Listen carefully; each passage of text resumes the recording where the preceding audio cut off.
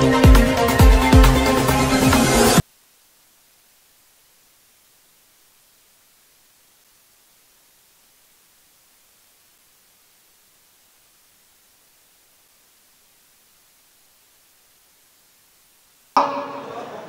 আলহাজ নবীউল্লাহ নবী ভাইকে সংসদ সদস্য নির্বাচিত করার জন্য যা যা করা দরকার ইনশাআল্লাহ সকলে কাঁধে কাঁধ রেখে কাজ করব। আজকের সবার বিশেষ অতিথি জনাব রব্বিরহামহুমা কামা রব্বায়ানি সগীরা। আল্লাহ নবীউল্লাহ নবী ভাই এই 5 সেশনে জনগণের সেবা করার তৌফিক দিয়েন। ওয়া সালামুন আলাল মুরসালিন আলহামদুলিল্লাহি রাব্বিল আলামিন। কালেমা খালেদা জিয়াকে আপনি সুস্থতা দান করেন।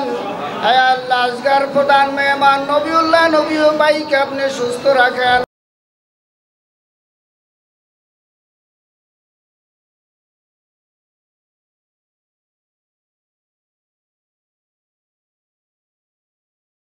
আমি বাসায় এসে 3 দিন পর্যন্ত খাইতে পারি না, ভাত খাইতে পারি না। তার লাট যখন বাসায় হচ্ছে আমি তার লাট দেখতে পারি না, কারণ সে আজীবন যাতে আমার কাছে সে জীবিত থাকে, আমার কাছে আজীবন সে প্রিয় একজন আমার বন্ধু, আমার সহযোদ্ধা, রাজকোটের সহযোদ্ধা ছিল, এই যে আজীবন সে সাথে থাকে। ঢাকা মহানগর দক্ষিণ বিএনপির আহ্বায়ক কমিটির সিনিয়র যুগ্ম আহ্বায়ক, ঢাকা 5 আসনের মাটি ও মানুষের নেতা আলহাজ নবীউল্লাহ নবী।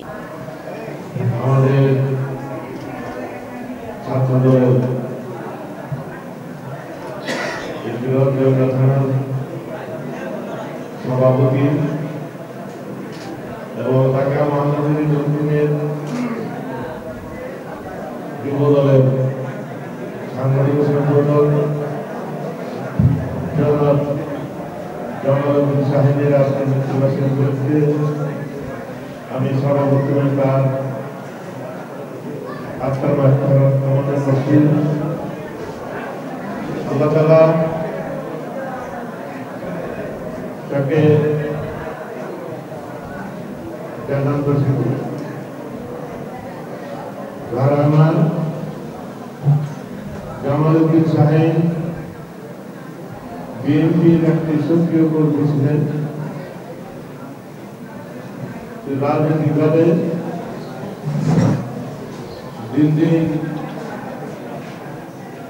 অনেক আগে গিয়েছিলেন। আমার মনে হয় বেঁচে থাকলে অত ঢাকা মহানগরী কেন্দ্র কমিটির বড় একটি স্থানে স্থান পেয়েছে। চলেছে আওয়ামী লীগ সরকার, আমরা সক্রিয় এই ঢাকার পূর্বাঞ্চলের কর্মী হিসেবে সরকার আমাদের চিন্তিত করেছিল যে এদেরকে যদি হত্যা করা যায় তাহলে এই এলাকার আন্দোলন হবে না, সংগ্রাম হবে না। অনেক কষ্ট করেছে আমরা দুজনে। সে যে রোগে আক্রান্ত হয়ে মারা গেছে, আমি কোনোদিন ভাবি নাই যে সে ক্যান্সার আক্রান্ত হয়েছে বা ক্যান্সার রোগ হয়েছে, এটা কেউ আমরা ভাবতে পারিনি। আসলে আমরা যে নির্যাতিত হয়েছি, অনেক অনেক কর্মী সারা বাংলাদেশে এইভাবে খেয়ে না খেয়ে পালিয়ে বেড়ায় বিভিন্নভাবে আক্রান্ত হয়ে বিভিন্ন অসুখ বিসুখে নিহত হয়েছে। আজকে যদি জামালউদ্দিন সাহেব থাকতো, এই স্বৈরাচারী সরকারের পতনের ভূমিকা সবচেয়ে বেশি থাকতো তার, এবং এই স্বৈরাচারী সরকার পতনের পর সবচেয়ে কল্যাণ এবং বীর পুরুষ হিসেবে পরিচিত লাভ করতো এই যাত্রাবাড়ি থেকে এমনকি ঢাকা শহরে।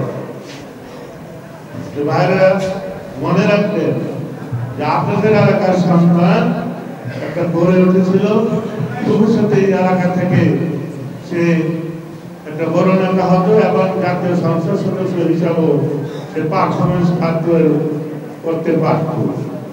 কৃতজ্ঞতা বোধ জানাচ্ছি সবাইকে, আমার শ্বশুর এবং